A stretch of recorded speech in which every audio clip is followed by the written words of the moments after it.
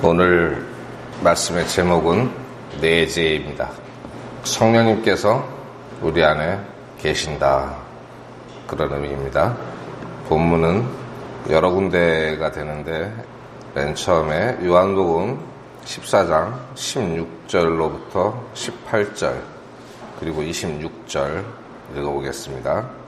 요한복음 14장 16절로부터 18절입니다. 내가 아버지께 구할 터인즉 그분께서 다른 위로자를 너희에게 주사 그분께서 영원토록 너희와 함께 거하게 하시리니 곧 진리의 영이시라. 세상은 그분을 받아들이지 못하나니 이는 세상이 그분을 보지도 못하고 알지도 못하기 때문이라. 그러나 너희는 그분을 아나니 이는 그분께서 너희와 함께 거하시며 또 너희 속에 계실 것이기 때문이라. 다음 26절 보겠습니다. 위로자 곧 아버지께서 내 이름으로 보내실 성령님 그분께서 너희에게 모든 것을 가르치시고 내가 너희에게 무엇을 말하였든지 너희가 모든 것을 기억하게 하시리라. 다음 15장 26절 보겠습니다. 그러나 내가 아버지로부터 너희에게 보낼 위로자 곧 아버지로부터 나오는 진리의 영께서 오실 때에 그분께서 나에 대해 증언하실 것이요.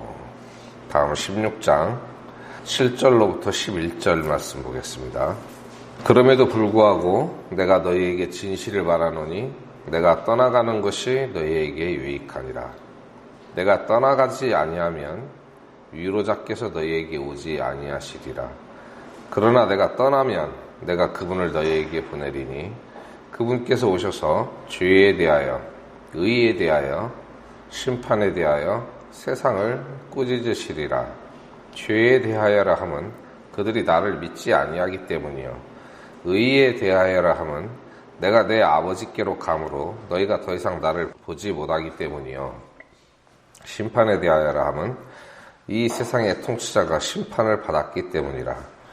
내가 아직 너희에게 말할 것이 많으나 지금은 너희가 그것들을 감당하지 못하리라. 다음 13, 14절 계속 읽겠습니다. 그러나 그분 곧 진리의 영께서 오시면 너희를 모든 진리 가운데로 인도하시리니 그분은 스스로 말씀하지 아니하시고 무엇이든지 자기가 들은 것만을 말씀하시며 앞으로 일어날 일들을 너희에게 보이시리라. 그분께서 나를 영화롭게 하시리니 이는 그분께서 내게서 받아 그것을 너희에게 보이실 것이기 때문이라.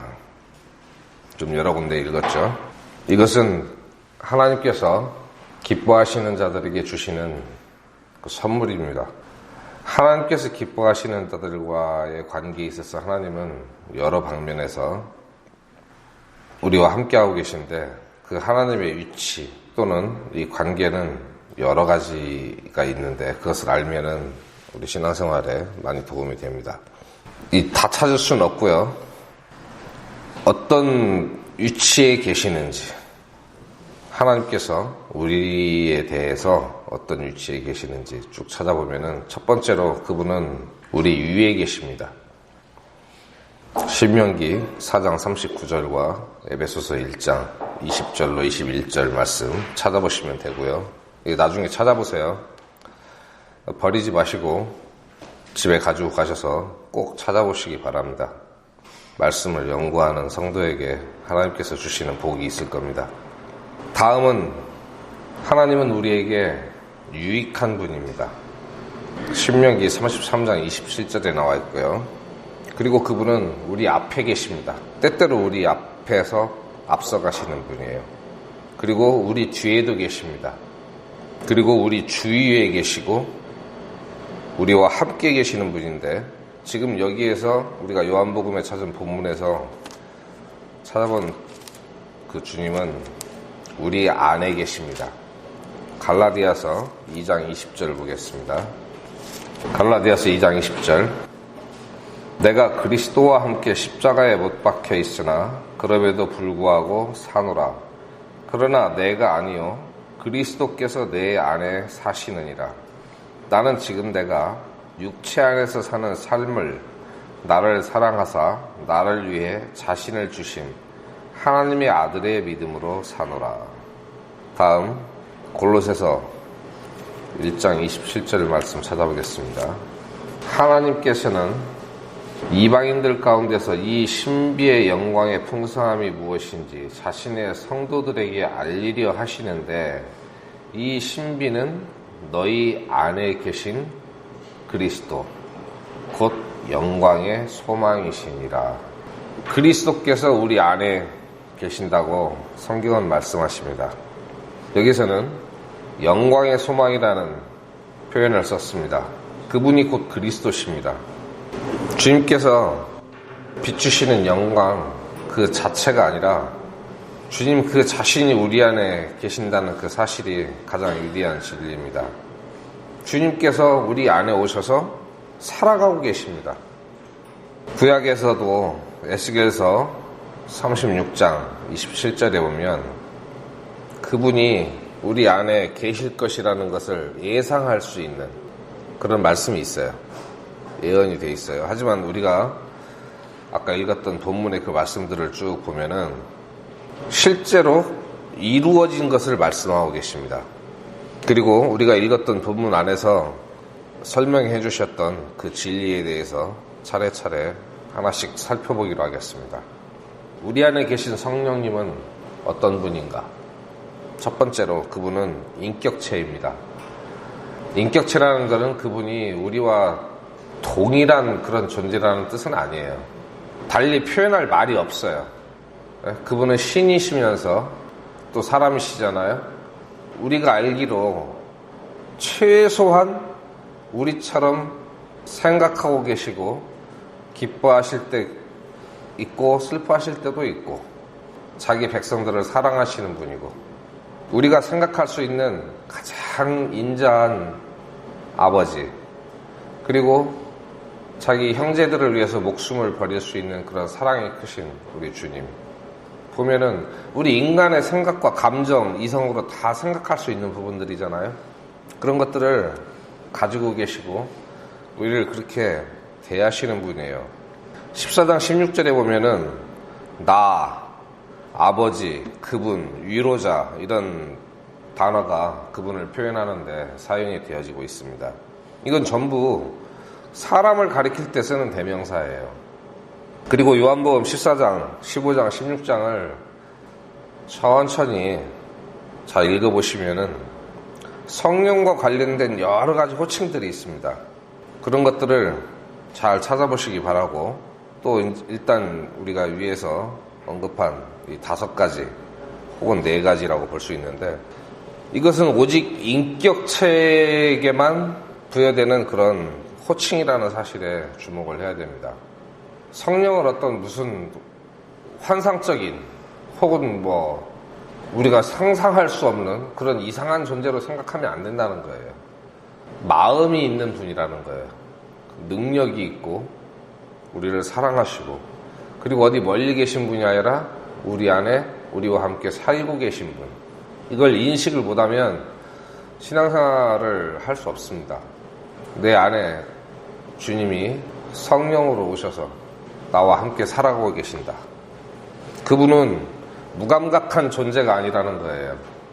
내가 주님을 기쁘시게 하면 내 안에서 함께 기뻐하시고 내가 주님을 슬프시게 하면 또 내 안에서 함께 슬퍼하시는 분입니다.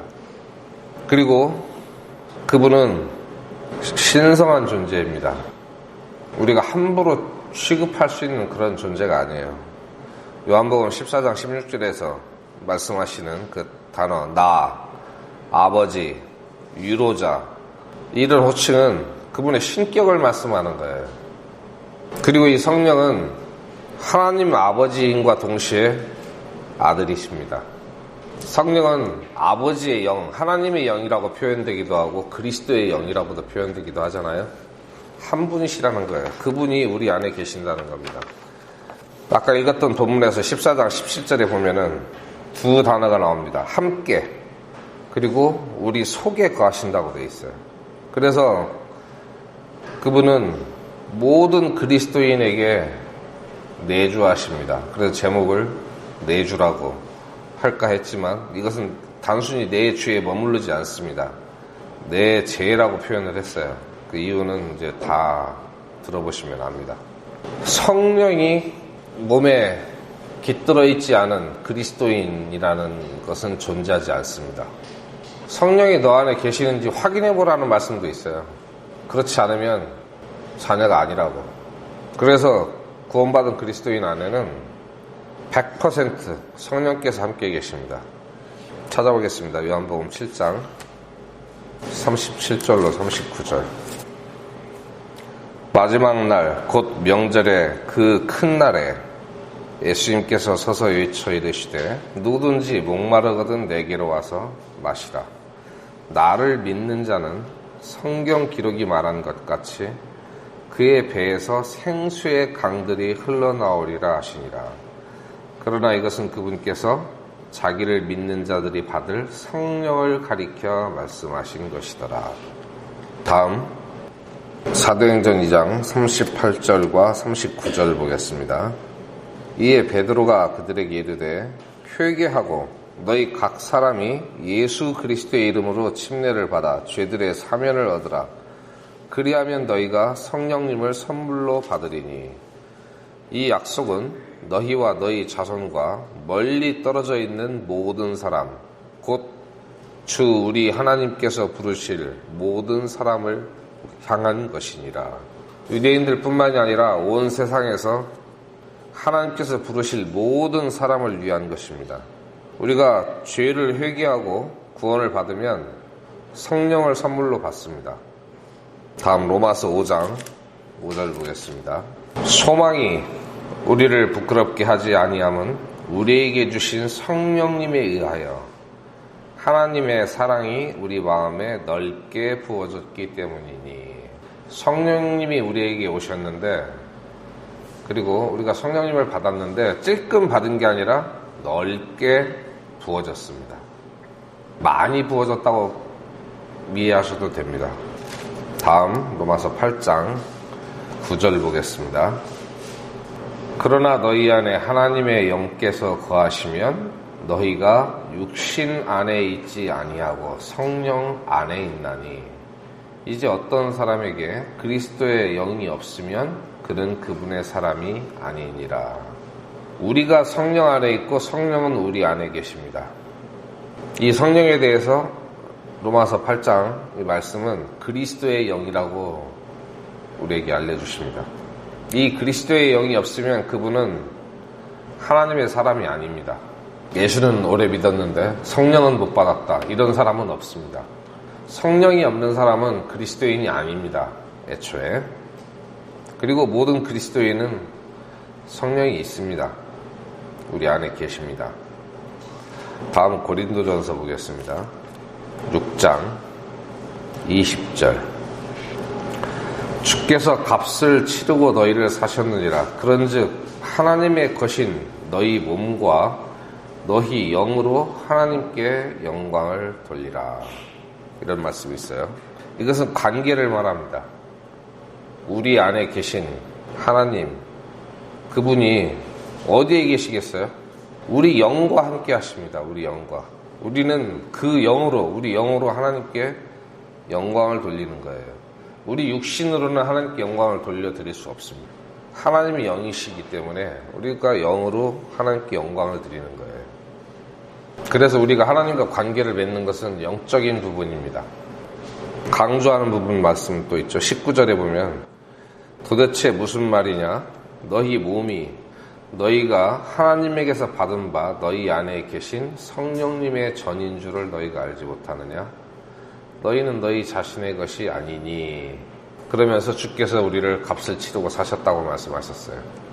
우리 몸은 성령님의 전입니다. 집이란 뜻이에요. 우리 영은요. 우리 영도 몸 안에 있어요. 즉 우리는 주님의 영과 함께 동거하고 있어요. 다음 갈라디아서 3장 2절 보겠습니다. 내가 너희에게서 다만 이것을 알고자 하노라. 너희가 율법의 행위로 성령을 받았느냐 믿음에 관하여 들음으로 받았느냐. 여기에서는 어떻게 성령을 받았느냐, 그것을 지금 질문하고 있는데 받았다는 것을 말씀하고 있습니다. 믿음으로. 다음 4장 6절 보겠습니다. 너희가 아들임으로 하나님께서 자신의 아들의 영을 너희 마음속에 보내사 아바 아버지하고 부르짖게 하셨느니라. 우리가 하나님을 아버지라고 부를 수 있는 그 이유 중에 하나가 아들의 영이 우리 안에 계시기 때문입니다. 하나님께서 우리에게 보내주셨어요. 다른 데서는 부어주셨다, 보내주셨다 그렇게 말씀하시잖아요. 이렇게 여러 군데서 지금 성령님이 우리와 함께 계시고 우리 안에 계시고 우리는 또 그분 안에 있고 이런 것들을 누차 반복적으로 말씀을 하고 계십니다. 성령은 그래서 틀림없이 우리 안에 계신다는 것을 알 수 있습니다. 이걸 모르면 그리스도인이 아닙니다. 그리고 성령께서 왜 우리 안에 오셨냐면 우리 안에 머무르시기 위해서 오셨어요. 잠깐 들리신 게 아니에요. 항상 하나님은 사람을 찾아오십니다. 구약시대에도 몇 번 찾아오셨죠. 지금은 그렇게 임시로 한 번 찾아오셨다가 가시는 게 아니라 구원받은 자기 백성들에게 오셔서 영원히 함께 사십니다. 근데 그 몸으로는 할 수 없어요. 그래서 영으로 하시는 거예요. 영으로 보내신 거예요. 구약시대에는 아무에게나 찾아오진 않았어요. 아주 특별한 사람들에게만 찾아오셨어요. 지금은 믿는 모든 사람들에게 이 그리스도의 영을 보내주셨습니다. 그건 다른 말로 무슨 이야기입니까? 구원받은 사람들은 특별한 사람들이라는 거예요. 하나님께서 무슨 성령을 세일하듯이 뿌리는 분이 아니에요. 자기 피값으로 사신 사람들에게만 보내시는 거예요. 얼마나 특별한 존재입니까? 그분은 잠시 들리신 것이 아니라 영원히 우리와 함께 사시기 위해서 오셨다는 사실. 그래서 우리와 함께 사시면 어떻게 됩니까? 우리가 자나 깨나 일을 할 때나 쉴 때나 공부할 때나 무엇을 할 때나 함께 하십니다. 즉 하나님이 우리와 동행하신다는 거예요. 우리가 주님과 동행하는가 여부와는 관계없이 주님은 항상 구원받은 성도들과 함께 동행하십니다. 그래서 우리의 생각과 말하는 것과 행동하는 것을 다 보고 듣고 경험하고 계세요. 하나님이 멀리서 하늘에 계시니까 내가 지붕을 덮고 혹은 어두운 곳에서 무슨 일을 하면 하나님께서 못 보실 것이라고 생각하는 것은 그건 망상입니다. 우리 안에 계시기 때문에 내가 보고 듣고 생각하는 모든 것을 다 알고 계세요. 그리고 그것을 보시면서 때로 기뻐하시고 때로는 슬퍼하십니다. 그리고 성령님은 우리 주님 예수 그리스도의 임재를 우리에게 공급하시기 위해서 그렇게 하기 위해서 내주를 하시는 거예요. 히브리서 9장 24절 찾아보겠습니다. 그 다음에 이제 요한복음으로 다시 가야 됩니다. 히브리서 9장 24절. 이분이 첫 번째 처소에 대해서 말씀하신 부분인데요. 그리스도께서는 손으로 만든 거룩한 처소들 곧 참된 것의 모형들 안으로 들어가지 아니하시고 손으로 만든 것도 거룩하다고 하십니다. 이스라엘에 있던 성전을 말씀하시는 거예요. 거기로 안 들어가셨다는 거예요. 하늘 그 자체 안으로 들어가사 이제 우리를 위하여 하나님 앞에 나타나시느니라. 하늘에 있는 거룩한 곳, 그 처소에 들어가셨다고 되어 있습니다. 그런데 요한복음 14장에 보면 17절로 18절 곧 진리의 영이라 세상은 그분을 받아들이지 못하나니 이는 세상이 그분을 보지도 못하고 알지도 못하기 때문이라. 그러나 너희는 그분을 아나니 이는 그분께서 너희와 함께 거하시며 또 너희 속에 계실 것이기 때문이라. 내가 너희를 위로 없이 버려두지 아니하고 너희에게로 오리라. 주님께서 제자들에게 다시 오신다는 그 약속을 하셨는데 어떻게 오셨냐면은 성령으로 오셨어요. 그래서 우리 안에 계십니다. 그런데 이 세상은 주님을 알지도 못하고 보지도 못했어요. 왜 그런 줄 아세요? 주님은 하늘에 계시기 때문에 그래요. 그럼 우리가 어디 있어요? 우리도 하늘에 있어요. 지금 이 땅에 지상에서 살고 있지만 우리의 위치는 하늘에 있어요. 좀 이해하기 어렵지만 사실입니다. 주님은 하늘의 처소에도 계시고 우리 안에도 계시죠. 이 묘한 이치를 잘 생각을 해보시기 바랍니다. 성령이 없으면 우리 안에 그리스도가 없는 거예요. 그리스도가 우리 안에 계시기 위해서 성령님이 계신 거예요. 그래서 우리에게 그리스도를 주시기 위해서 우리 안에 계신다는 겁니다. 이해되셨죠? 이 성령님이 우리 안에 계시면서 가만히 주무시는 것이 아니라 일을 하십니다. 사역을 하시는데 7가지 정도로 정리를 할 수가 있어요. 26절에 보면 첫 번째로 하시는 일이 나오는데, 위로자 곧 아버지께서 내 이름으로 보내실 성령님, 그분께서 너희에게 모든 것을 가르치시고 내가 너희에게 무엇을 말하였든지 너희가 모든 것을 기억하게 하시리라. 이런 말씀 있죠. 성령님이 오시면 그 제자들에게, 이때 당시의 제자들입니다. 사도들이죠. 예수님께서 3년 반 동안 함께 하시면서 말씀하셨던 모든 내용들이 그게 무슨 뜻인지 이해하게 하시고 기억나게 해주시겠다는 거예요. 제자들에게 교사가 되어주신다는 거예요. 성령님이. 그리고 이 제자들이 육신 안에 갇혀있기 때문에, 육신적이기 때문에 이해하지 못했던 모든 것을, 영적인 부분을 가르쳐 주신다는 겁니다. 이것이 그러면은 제자들에게만 한정된 것이냐? 그렇지 않습니다.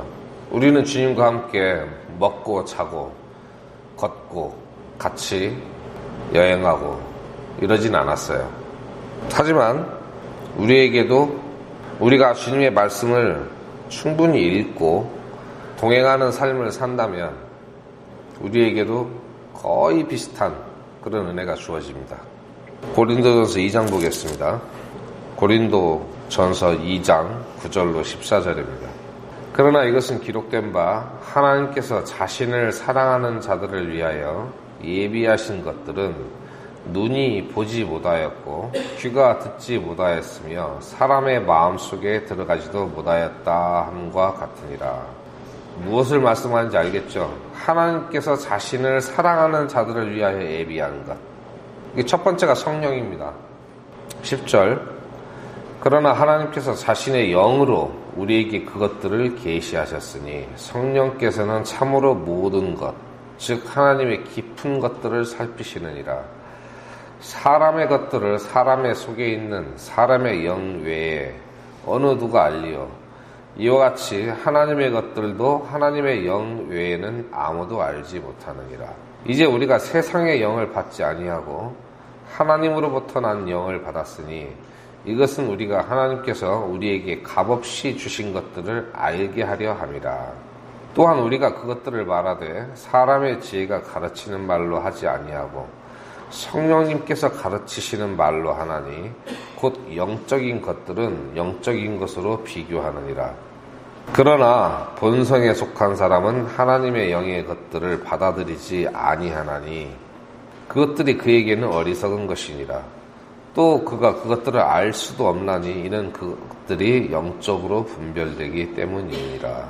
하나님께서 우리를 위해서 예비하시고 또 주신 것들이 아주 많습니다. 아주 많은데 그것은 육신이 알 수가 없어요. 사람의 마음으로도 알 수가 없습니다. 하나님만이 그걸 아실 수가 있어요. 그래서 이 모든 것들을 알게 하시려면 하나님이 우리 안에 계셔야 돼요. 우리 영과 하나가 돼야 됩니다. 그래서 성령을 보내주신 거예요. 그래서 그 결과로 우리가 영적인 것들을 분별할 수 있는 사람이 되었다는 겁니다. 구원받고 성령을 받으면 하나님의 모든 말씀과 계획을 한 번에 다 안다는 뜻은 아니에요. 그게 시작이 되는 거예요. 그리고 내가 영적인 부분을 개발해 나간다면 말씀을 이해할 수 있어요. 점점. 그런데 그쪽으로 자신을 개발하지 않고 영적인 생각, 영적인 삶, 이것을 위해서 노력하지 않으면 육신적인 상태에 머무릅니다. 그래서 그 사람의 상태는 구원은 받았지만 상태는 구원받지 않은 사람하고 거의 같아요. 내 주머니에 1,000만 원이 있어도 그걸 쓸 줄 모르는 사람은 무일푼인 가난한 자하고 똑같잖아요. 마찬가지 이치입니다. 우리 안에 성령이 계시지만 내가 그 성령과 연합해서 함께 일하는 그런 사람이 아니고 그걸 무시하고 살거나 그쪽으로 관심이 없고 개발을 안 하면 하나님의 일을 알 수가 없다는 겁니다. 그게 본성에 속한 사람이에요. 다른 말로 육신적인 사람. 그러면은 이 말씀을 아무리 봐도 이해가 안 돼요. 그리고 하나님의 마음을 이해할 수가 없어요. 우리가 그분을 따르고자 하려면 말씀을 이해를 해야 됩니다. 그래야지 그분의 생각을 알고 주님께서 무엇을 기뻐하시는지 무엇을 근심하시는지 알 거 아니에요? 말씀은 영적입니다. 이 영적인 말씀은 문자적으로 해석하면 돼요. 하나님께서 인간의 언어를 자신의 뜻을 전하는 수단으로 사용하셨기 때문에 문자적으로 충분히 이해할 수 있습니다. 그리고 때때로 조금씩 어려운 것들, 그런 것들은 영적인 것으로 분별하는 거예요. 또 많이 어려운 것도 있는데 그것은 더욱더 영적으로 분별해야 되겠죠. 영적인 것들은 영적인 것을 비교하느니라 그랬죠. 그러면 이거를 좀 바꿔서 말하면 말씀은 말씀으로 비교하는 겁니다. 내 생각과 비교하는 것이 아니라 하나님 말씀이 이런데 내 생각에는 이게 이렇게 된다. 그게 아니고 말씀으로 이해를 해야 돼요. 말씀 그 자체의 본연의 뜻을 알아야 된다는 겁니다. 그래서 성령님께서는 우리에게 오시면 첫 번째로 자기의 뜻을, 아버지의 뜻을 우리에게 알게 하십니다. 예수님께서 사도들에게 약속하신 첫 번째 일이 그거잖아요. 성령님께서 오시면 내가 너에게 했던 모든 말을 이해할 수 있게 해주겠다. 그 생각나게 해주겠다. 기억하게 하신다고 되어 있잖아요. 그래서 아버지의 뜻을 전하고 두 번째로는 내가 아버지의 뜻을 알게 된 것에 반응을 해서 거기에 순종하고 싶은 그런 욕구가 생기게끔 하기 위해서 이 성령이 오신 거예요. 전혀 말씀에 순종하고 싶은 마음이 없는 사람들이 있잖아요. 그 자신을 돌아봐야 돼요. 정말 내 안에 성령이 계신가? 내가 성령을 모시고 있고 성령의 음성을 듣는다면 그 음성을 따라가고 싶은 마음이 생기게 돼 있어요. 그게 자연스러운 구원받은 그리스도인의 본능이에요. 영적 본능이라고 할 수 있어요. 아기는 태어나면은 자연스럽게 엄마를 따르잖아요. 젖냄새에 끌립니다. 엄마의 채취를 알아요. 본능이에요, 그게. 그리스도인에게도 이런 본능이 있어요. 성령이 계시면 그 음성을 즐거워해요. 아기가 엄마 목소리 가장 좋아하죠. 울다가도 엄마 목소리가 들리면 뚝뚝칩니다. 엄마의 그 젖냄새를 사모합니다. 엄마한테 붙어있고 싶어 해요. 그게 본능이에요. 그리스도인들도 구원을 딱 받으면 말씀을 듣는 게 너무 좋고 주님과 함께 있고 싶고 딱 붙어서 떨어지기 싫어요. 이게 본능이에요. 그런 게 없는 사람들은 남의 자식일 가능성이 아주 높아요. 요한복음에서 그분께서 너희에게 모든 것을 가르치시고 한 말씀, 이것은 우리에게도 지금도 유효합니다. 그래서 우리가 주님 앞에서 낮은 마음을 가지고, 지난 시간에 우리가 배웠죠. 요한이 주님을 뵐 때 죽은 자같이 땅바닥에 엎드려졌다고 되어 있잖아요. 그런 겸손한 자에게 하나님께서 말씀을 주시고 자신의 계획을 알려주시고 하는 거예요. 요한계시록을 받았잖아요. 요한이 그 계시의 말씀을 받기 전에 취한 태도가 땅바닥에 죽은 자처럼 엎드러지는 거예요. 그런 겸손한 성도에게 하나님께서 자기의 뜻을 알려주십니다. 그래서 요한계시록 기록했죠. 그래서 성령은 우리 안에서 우리를 가르치는 그 교사의 일을 하십니다. 평상시에 우리가 주님 앞에서 겸손하다면 성령께서 우리를 인도하시고 이 말씀을 가르쳐 주십니다. 반대로 우리가 말씀에 대해서 무지하다면, 아무리 봐도 이해가 안 되고 이렇다면은 내가 성령님의 음성을 듣지 않고 있다고 생각하셔야 돼요. 내가 교만하고 도무지 성령께서 무슨 말씀을 나에게 선포하고 깨닫게 해주시려고 하는지 거기에 관심이 없는 것이죠. 영적인 것들은 영적으로 분별합니다. 그런데 대부분의 육신적인 사람들은 자기 육신적인 것을 가지고 영적인 것을 분별하려고 그래요. 절대 이해를 못합니다. 그리고 영적인 사람들을 보고 교만하다 그래요. 자기가 이해가 안 되니까 자기 수준에서 이렇게 생각하는 거죠. 요한일서 2장 27절 보겠습니다. 그러나 너희가 그분에게서 받은 기름 부음이 너희 속에 거함으로 아무도 너희를 가르칠 필요가 없고 바로 그 기름 부음이 너희에게 모든 것을 가르치며 또 그것이 진리요 거짓이 아닌즉 그것이 너희를 가르친 대로 너희는 그분 안에 거할지니라. 성령님께서 우리 안에서 우리를 가르치시는데 그분께서 가르쳐 주신 대로 그분 안에 거할지니라 그랬습니다. 즉 성령께서 인도하시는 대로 살아라는 것입니다. 우리가 아까 읽었던 요한복음 14장 26절에 너희가 모든 것을 기억하게 하시리라. 이것은 모든 성도에 대한 말씀은 아닙니다. 사도시대에 그 신약을 기록할 이 사도들에게 주셨던 아주 특별한 말씀이었어요. 이 중요한 임무를 제대로 수행하기 위해서는 성령님의 인도하심이 필요했습니다. 예수님께서 하셨던 모든 말씀들이 다 생각이 나고 그것이 이해가 돼야지 기록할 거 아니에요. 복음서들을 보세요. 모르고 지나갔던 말씀들을 나중에 생각이 나서 그 의미까지 아주 세세하게 기록을 해놨잖아요. 성령께서 그것을 하게 해주신 거예요. 자기들의 기억력으로 그걸 한 게 아니고. 그리고 성령께서 함께 하셨기 때문에 예수님께서 말씀하신 그 의미를 깨닫게 된 것이죠. 즉 성경을 기록할 자격이 충분해지도록 해주신 분이 성령이시라는 겁니다. 그래서 그 사람들은 자신의 기억이 아니라 성령을 의지해야만 했어요. 그래서 성령께서 가르쳐 주시는 대로 기억나게 해주시는 대로 기록을 한 거예요. 그리고 요한복음을 기록한 그 요한의 말처럼 예수님께서 하신 말씀과 행정은 정말 하늘을 두루마리 삼고 바다를 먹물 삼아도 다 기록할 수 없는 많은 일들이 있었지만 그 모든 것을 다 기록하면은요 우리는 구원을 받을 수 없습니다. 그 말씀 연구하다가 일생이 모자라게 돼요.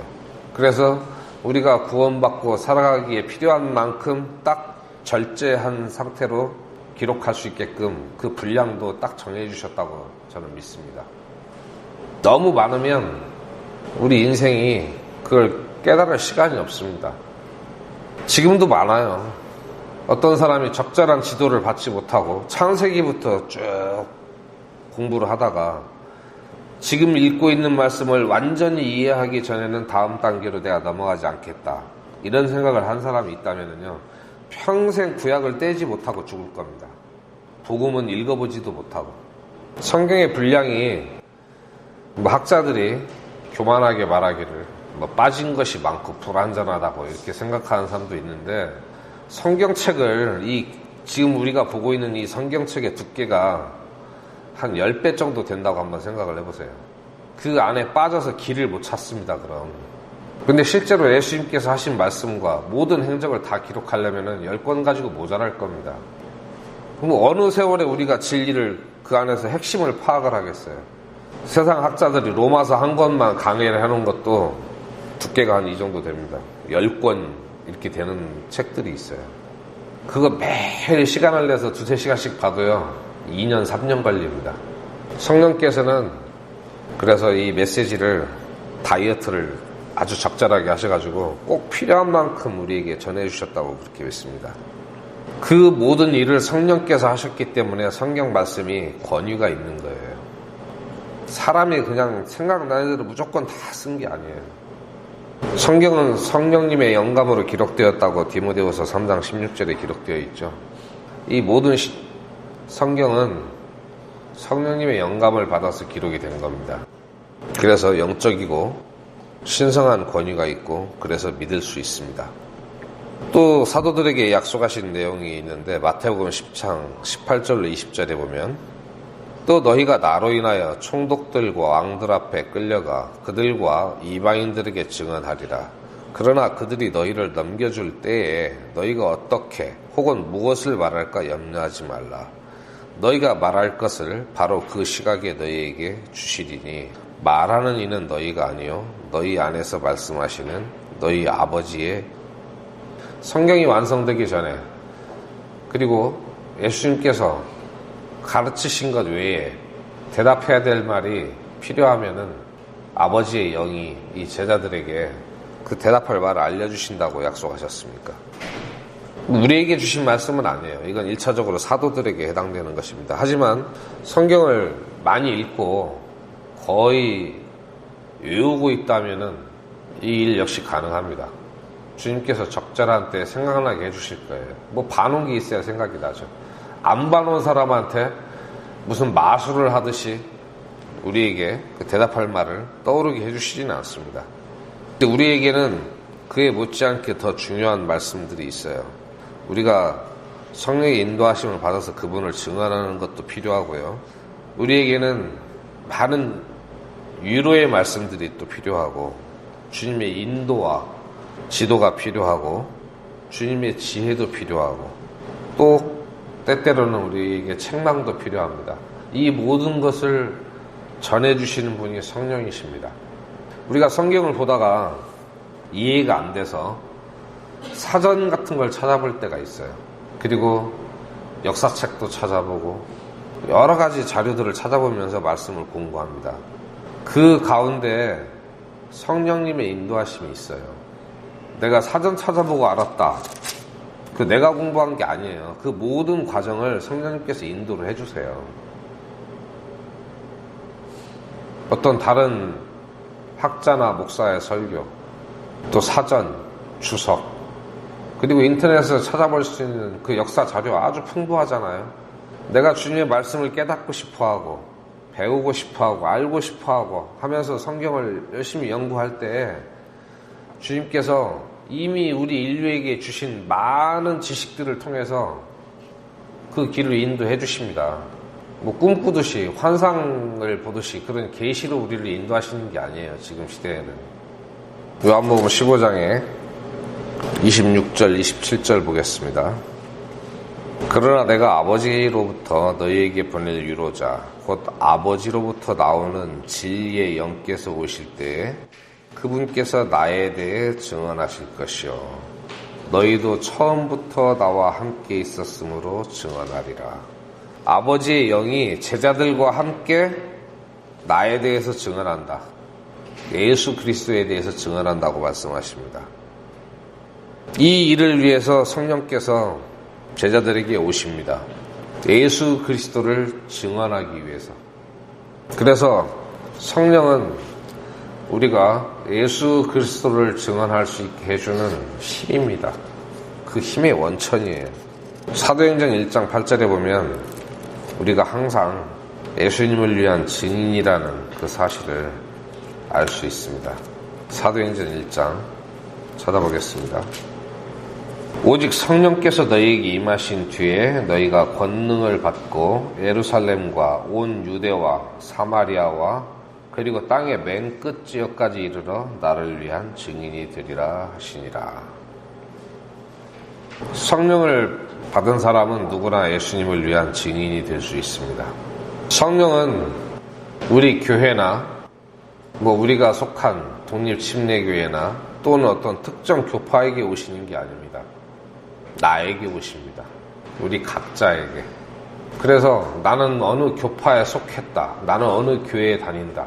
이거는 자랑도 아니고 수치도 아니에요. 아무 상관이 없습니다. 성령은 나에게 오시는 거예요. 구원받은 나에게.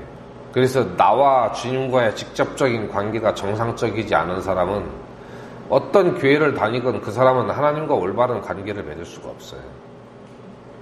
아주 개인적으로 정상적인 관계를 맺어야 됩니다. 그리고 그분은 우리가 주님께서 원하시는 정상적인 길이 아닌 다른 길로 갈 때 또 내 모습을 보게 해주십니다.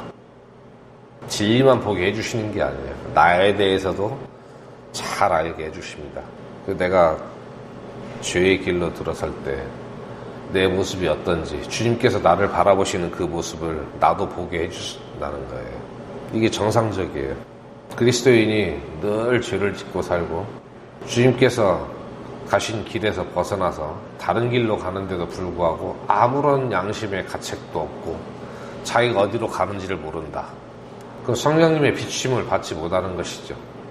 그 원인은 두 가지 가능성이 있는데, 애초에 성령이 안 계시거나 아니면은 성령을 내가 억누르면서 살 때 고의적으로 무시하고 그분의 인도하심을 받기 싫어하고 외면할 때에는 그 양심이 둔해져서 못 느끼는 수가 있어요.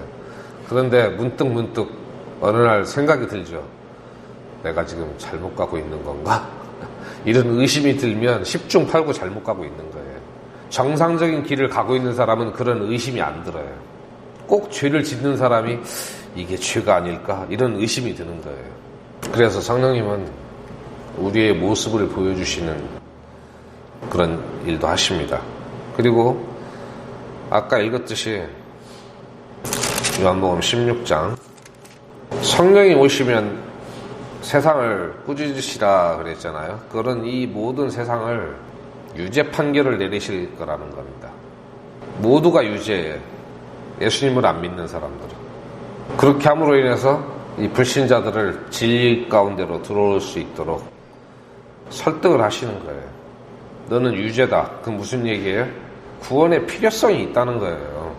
그것을 어떻게 일을 하십니까? 자기를 믿는 성도들, 우리를 통해서 그 일을 하십니다.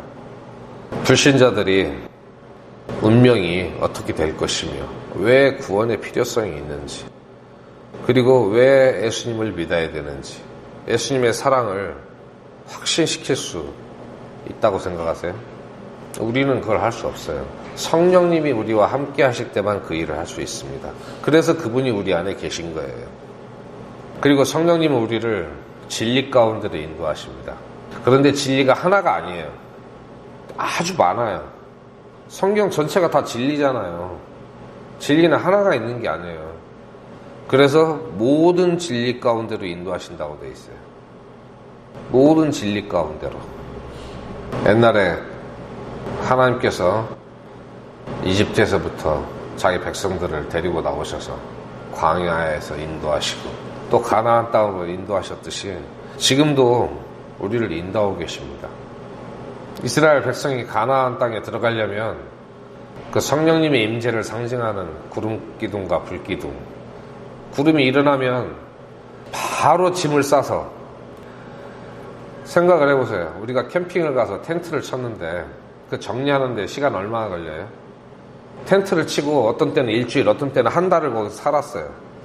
그런데 구름이 딱 뜨면은 바로 그걸 싸가지고 우왕좌왕하지 않고 각 지파별로 줄을 맞춰서 간격을 유지하고 대형을 짜서 일사불란하게 딱 일어나서 따라갔어야 돼요. 군대처럼 움직였어요. 얼마나 바쁘겠어요. 주님을 따라가는 일은 그래서 부지런해야 됩니다. 구름이 머물러 있으면 또 그 자리에서 짐을 풀고 텐트를 치고 살림을 또 다 벌려놓고, 구름이 뜨면 그것도 다 싸 짊어지고 따라가는 그런 생활을 했어요. 그렇게 해서 가나안까지 간 거예요. 그 가운데 불순종하던 세대는 광야에서 다 죽었습니다. 또 우리가 성령님의 인도하심을 따라 사는 삶도 똑같습니다. 항상 주님께서 가신 만큼 가고 멈추는 데서 멈추는 거예요. 그 기준이 말씀에 기록이 되어 있습니다. 우리가 예언을 해석할 때도 마찬가지예요. 우리가 지금 요한복음을 보고 있는데 요한복음에서 어떤 부분이 좀 상세하게 설명이 안 돼 있어요. 그런데 다른 부분에 보면 거기에 대해서 상세하게 설명이 돼 있는 그런 경우가 있어요. 그러면은 그 두 가지를 합쳐서 보면 성경 전체가 이해가 잘 되겠죠. 그런데 요한복음을 볼 때는 요한복음에 게시된 그 내용만큼만 봐야 되는 거예요. 누가복음을 볼 때는 누가복음에 게시된 그 내용만큼 보는 거예요. 그만큼 이해하고. 두 개를 합쳐서 이해하는 건 또 다른 별개의 문제예요. 성경의 계시는 창세기에서부터 시작을 해서 말라기에 올 때까지, 끝까지 올 때까지 점진적으로 발전합니다. 발전한다는 건 무슨 이야기냐면은 점점 상세하게 예언이 된다는 얘기예요. 점점 구체화돼요. 그 시기가 가까워질수록. 그래서 다니엘서에 예언된 내용보다 요한계시록이 좀 더 말세의 모습에 더 가까워요. 더 구체적이고. 그것을 참고해서 보는 것은 아주 성경 공부하는데 유익해요. 요즘 우리가 이사야서 보고 있는데요. 어떤 내용은 불충분해요. 왜 그런 줄 아세요? 하나님께서 이사야에게는 딱 그만큼만 보여주셨기 때문에 그래요. 그런데 그 다음 몇 년 후에 혹은 몇십 년 후에 다른 사람에게 보여주실 때는 좀 더 상세하게 보여주셔요. 이사야서는 이사야서대로 이해를 하고 하나님께서는 이때는 요만큼만 보여주셨다. 이걸 이해를 해야 돼요. 에레미야서에 가면은 좀 더 상세하게 보여주십니다. 그러면 그 자체로 또 이해를 해야 돼요. 그거를 합쳐서 생각하는 건 우리 몫이에요. 하지만 우리가 요한복음을 볼 때 그 말씀의 뜻이 무엇인지 거기에 집중을 해야 됩니다. 그 원래 그 말씀의 본연의 뜻이. 요한에게는 이만큼 보여주신 거예요. 또 누가나 마가에게는 또 다른 면을 보여주셨어요. 그래서 누가 옳고 누가 틀린 게 아니에요. 각각 그 사람의 분량만큼 혹은 그 시기에 맞춰서 보여주신 거예요. 그렇게 이해하시면 돼요. 그래서 주님께서 나가는 만큼 나가고 멈추는 데서 멈추고, 이게 우리 신앙생활의 모든 데서 적용되는 원리입니다. 주님보다 앞서 나가면 안 돼요. 뒤처져도 안 됩니다. 뒤처지면 아말렉한테 항상 시달려요. 약탈당하고 뺏기고. 백수의 왕 사자 있죠. 성경에서는 사탄을 사자에 비유할 때가 있습니다. 항상 우는 사자같이 다니면서 삼킬 자를 찾는다고 돼 있어요. 사자가. 그럼 사자가 어떤 짐승을 잡아먹습니까? 양 무리가 있는데 그 중에 가장 힘세고 건강하고 아름다운 양을 잡아먹을까요? 가장 어리고 약하고 병든 그런 양을 잡아먹을까요? 이것은 모든 이 육식 동물들이, 맹수들이 쓰는 방법인데 그 중에 가장 약한 짐승을 공격을 합니다. 왜 그런 줄 아세요? 그게 사냥에 성공할 확률이 가장 높아요. 엉뚱한 대로 셌는데 항상 주님께서 인도하시는 만큼 나가고 멈추는 데서 멈추는 것이 매우 중요합니다. 너무 앞서가도 뒤처진 것과 동일한 효과가 나요. 무리에서 떨어졌잖아요. 어디가 앞이고 어디가 뒤인지 어떻게 알아요? 그 주님의 인도하심 가운데 사는 것은 매우 중요합니다. 그래서 우리는 하나님의 영에 의해 인도받는 자들입니다. 하나님의 영에 의해 인도받는 자들은 다 하나님의 아들들이니 그랬죠. 구원 안 받은 사람이 하나님의 영의 인도함을 받으면 하나님의 아들이 된다는 말이 절대로 아니에요. 하나님의 영의 인도함을 받는 거 보니까 저가 하나님의 아들이구나, 이 뜻이지. 사랑해서 구원받는 게 아니라고 말씀드렸죠.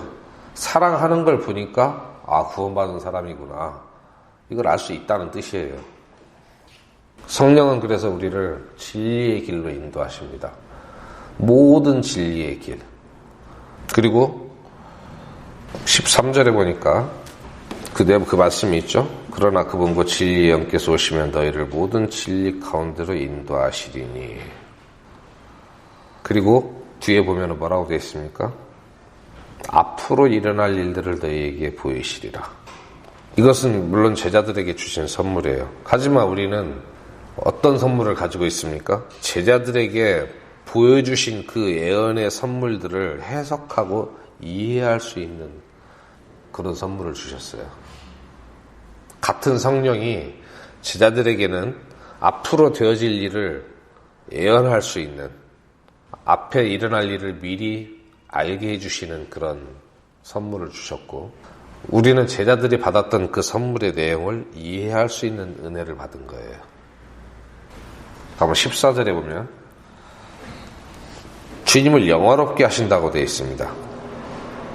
성령이 우리 안에 계심으로 인해서, 이 계신다는 게 실제 존재하신다는 거예요.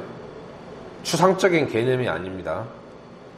이렇게 계심으로 인해서 13절에서 말씀하신 그 일을 통해서 예수님의 이름을, 그분의 영광을 드러나게 하고 예수님의 명예를 소중하게 만드시는 그런 역할을 하십니다. 그 일을 하시는 분도 성령님이에요. 결국에는 주님께서 우리에게 성령을 보내신 이유는 이러한 간략하게 간추리면 7가지 정도 되는 이 사역을 수행하기 위해서 우리 안에 거룩하게 존재하고 계십니다. 그래서 우리는 우리 안에 성령이 계신 것을 알아야 되는데, 고린도전서 6장 19절 보겠습니다. 이 사실을 먼저 인정을 해야 됩니다. 도대체 무슨 말이냐? 너희 몸이 너희가 하나님에게서 받은 바 너희 안에 계신 성령님의 전인 줄을 너희가 알지 못하느냐? 알고 이해해야 된다는 거예요. 그리고 이 사실을 인정을 해야 돼요. 하나님의 말씀을 인정하지 않는 사람 있습니까? 하나님의 말씀을 진리라고 인정한다면 이 사실을 분명히 인정을 해야죠. 그래서 우리 안에 성령님께서 계신다는 사실을 인정을 해야 됩니다. 다음에 에베소서 5장 18절. 술 취하지 말라. 거기에는 과도함이 있나니 오직 성령으로 충만하라 그랬습니다. 그 뒤에 좀 더 읽어보겠습니다. 시와 찬송가와 영적 노래로 너희 자신에게 말하며 너희 마음속에서 주께 노래하고 선율을 만들며 모든 일로 인해 우리 주 예수 그리스도의 이름으로 항상 하나님 곧 아버지께 감사하고 하나님을 두려워하는 가운데 서로에게 복종하라. 우리 안에 계신 성령님의 그 존재에 대한 응답이에요, 이게. 그분에게 우리가 어떻게 반응하고 우리 안에 계신다는 그 사실에 대해서 어떻게 감사하고 응답하는가. 그 뒤에도 쭉 나오죠.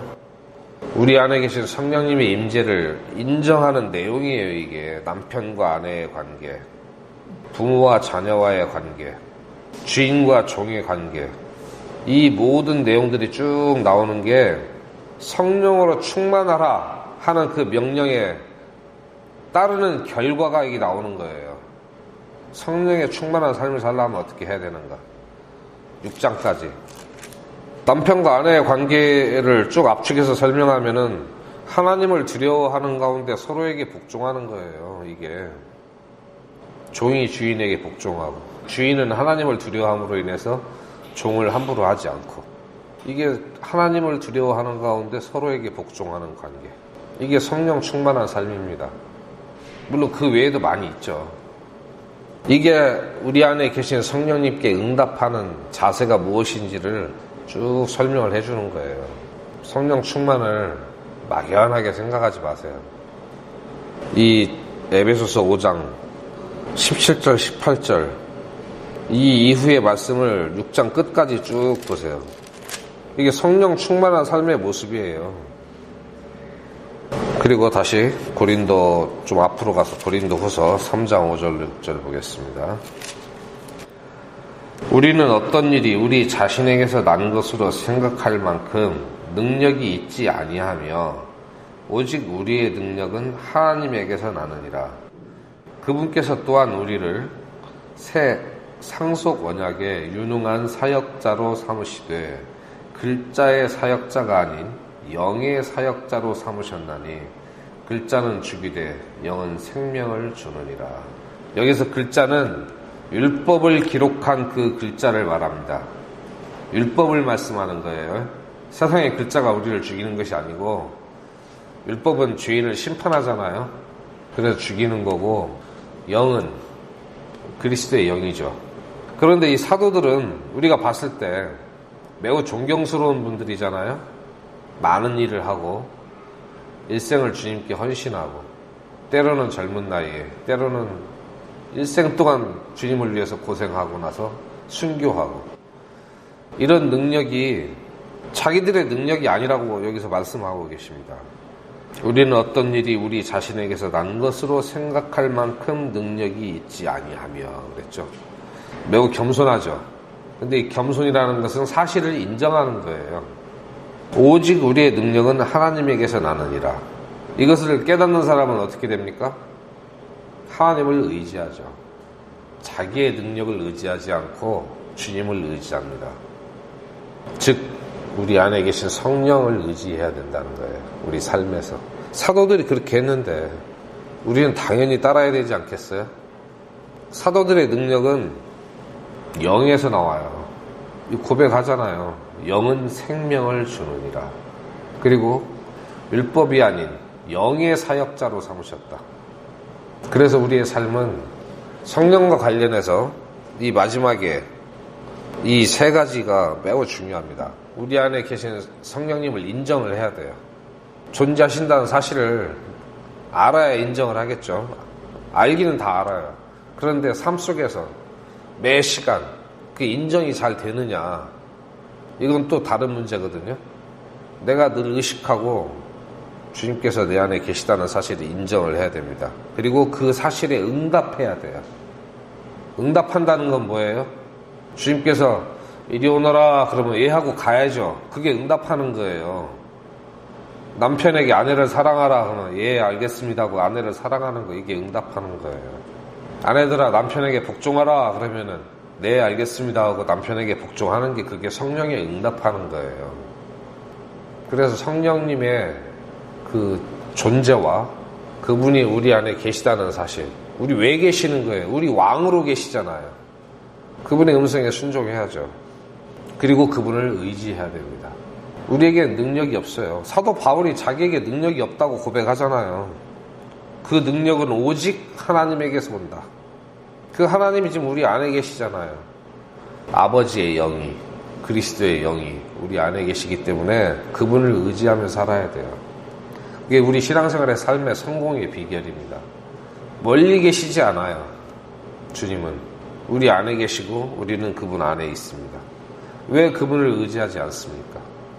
그분을 의지하고 성령의 인도하심을 따라서, 즉 말씀에 순종함으로써 그분의 음성에 응답하고, 그분을 의지하면 우리에게 필요한 지혜와 모든 능력을 주신다는 사실을 의지를 해야 됩니다.